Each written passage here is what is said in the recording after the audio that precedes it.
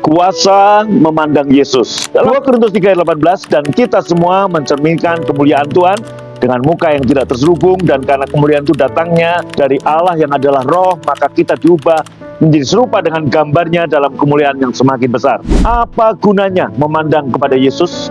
Apakah itu dapat memasukkan uang ke dalam rekening bank kita dan menyediakan makanan di meja kita? Apakah itu dapat menolong anak-anak kita dalam pelajaran mereka dan kehidupan mereka? Orang-orang percaya pernah mengajukan pertanyaan ini pada saya, mengira mereka bersikap pragmatis. Mereka tidak menyadari mujizat terjadi saat mereka mengarahkan pandangan pada Yesus. Lihat apa yang terjadi pada Petrus ketika perahunya berada di tengah-tengah danau. Hal paling praktis yang dilakukan seorang nelayan berpengalaman adalah tetap tinggal dalam perahu.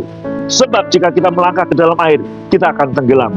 Namun mujizat besar terjadi pada Petrus ketika malam itu ia melangkah keluar dari perahunya di tengah-tengah badai karena ajakan Yesus.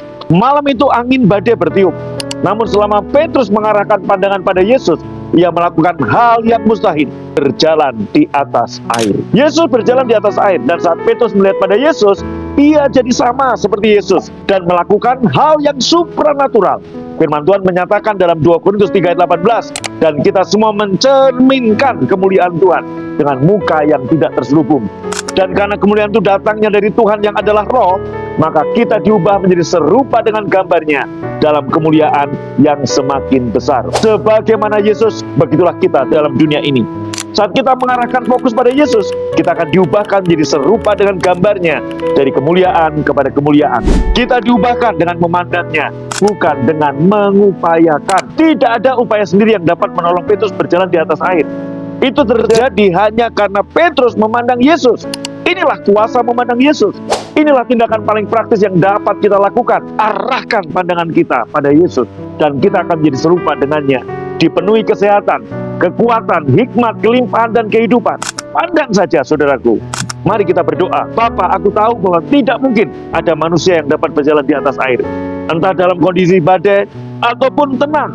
Demikian juga entah ada masalah atau tidak ada masalah dalam kehidupanku, aku tidak dapat berkuasa dalam hidup ini tanpa Yesus.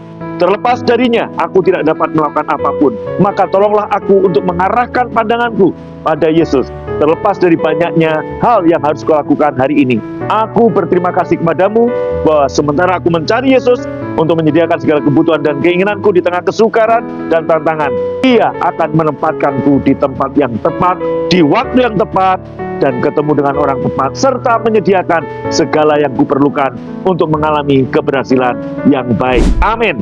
Naikkan pujian, dan Anda teruskan.